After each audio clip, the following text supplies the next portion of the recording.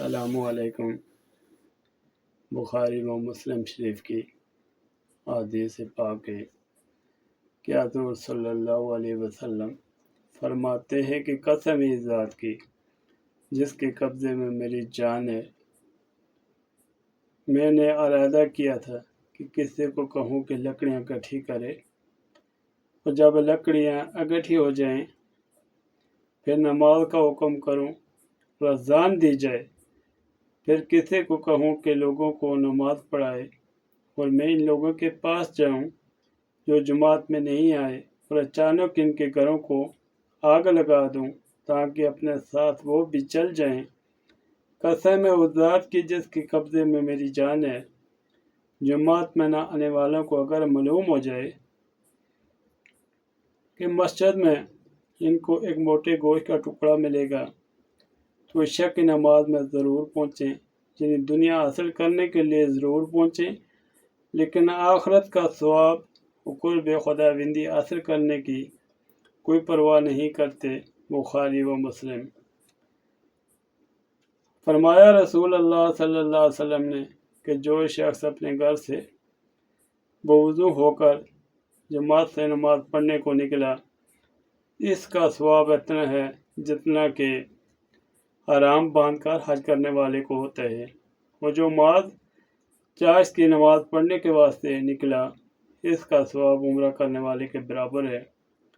اور جو شخص نماز کے بعد دوسری نماز اس طرح ادا کرے کہ ان دونوں کے درمیان کوئی بہودہ بات نہ کرے تو اس کے اعمال علیین میں پہنچائے جاتے ہیں، یعنی وہ اللہ تعالیٰ کے نزدیک صالح اور دیندار ہے۔ ابو داؤد۔ فرمایا رسول اللہ صلی اللہ علیہ وسلم نے کہ 3 آدمیوں کی ہر قسم کی تکلیف کی ذمہ داری اللہ نے اپنے ذمہ لی ہے۔ اول وہ شخص جو جہاد کے لیے نکلا، بس اس کا ذمہ ہے اللہ پر جہاں تک کہ اس کو وفات دے دے اور جنت میں داخل کر دے یا اس کو ثواب یا مال غنیمت دے کر واپس کر دے۔ دوسرا وہ شخص جو مسجد کی طرف گیا، اس کی ذمہ داری بھی اللہ کے ذمہ ہے کہ اس کی محنت اور ثواب کو ضائع نہیں کرتا۔ تیسرا وہ شخص جو اپنے گھر میں سلام دے کر داخل ہو، اس کی بھی ذمہ داری اللہ نے اپنے اوپر لی ہے، اور اس کو اس کے گھر والوں کو ہر قسم کی خیر و برکت سے مالا مال فرمائیں گے۔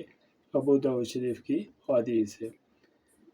فرمایا رسول اللہ صلی اللہ علیہ وسلم نے کہ جب تم کسی کو مسجد میں آتا جاتا دیکھو، اس کی خبر گیری کرتا ہوا دیکھو تو تم گواہی دو اس کی ایمان کی، یعنی جو شخص مسجد میں نماز پڑھتا ہے، عبادت کرتا ہے اور ہمارے کا علوم دین کو پڑھتا یا پڑھاتا ہے، مسجد کی صفائی مرمت وغیرہ کرتا یا کراتا ہے، تو تم اس کے لیے گواہی دو کہ یہ مومن ہے۔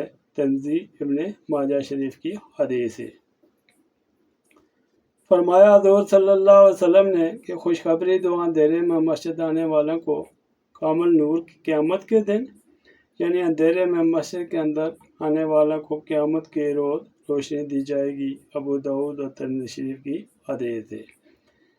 حضور صلی اللہ علیہ وسلم نے فرمایا کہ جس نے مؤذن کی آواز سنی اور بغیر عذر کے مسجد میں نہ آیا تو یہ شخص جو بھی نماز پڑھے گا قبول نہ ہوگی۔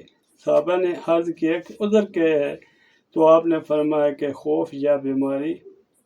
ابو داؤد شریف کی حدیث ہے کہ حضرت عبداللہ بن مسعود رضی اللہ فرماتے ہیں کہ حضور کے زمانے میں جماعت میں لوگ چھوڑتے تھے جن کا نفاق مشہور تھا۔ جو چھپے ہوئے منافق تھے وہ لوگ بھی جماعت کے ساتھ نماز پڑھتے تھے، یہاں تک کہ بعض صحابہ جماعت کی اس قدر شوقین اور دلداوا ہوتے تھے کہ باوجود بیمار ہونے کے بھی جماعت نہ چھوڑتے تھے۔ اگر خود چلنے کی طاقت نہ ہوتی تو آدمی کا سہارا لے کر جماعت میں شریک ہوتے تھے۔ مسلم شریف کی حدیث ہے۔ جس کا دل چاہے کہ وہ کل اللہ سے مسلمان ہو کر ملے، اس کو چاہے کہ 5 نمازیں جماعت سے پڑھے، کیونکہ اللہ تعالیٰ نے تمہارے نبی کے لیے ہدایت کے طریقے مقرر کر دیے ہیں، اور جماعت سے نماز پڑھنا بھی انہی ہدایت کے طریقوں سے ہے۔ اگر تم اپنے گھروں میں نماز پڑھو گے تو اپنے نبی کی سنت و طریقہ کو چھوڑو گے۔ اگر تم نے اپنے نبی کی سنت کو چھوڑ دیا تو گمراہ ہو جاؤ گے، اور جو آدمی اچھی طرح پاک صاف ہو کر مسجد میں آ کر جماعت سے نماز پڑھتا ہے تو اس کے ہر قدم پر ایک نیکی لکھ دی جاتی ہے، ایک درجہ بلند کیا جاتا ہے، ایک گناہ معاف کیا جاتا ہے، اور جماعت قصداً بلا عذر چھوڑنے والا پکا منافع کے مسلم شریف کی حدیث پاک ہے۔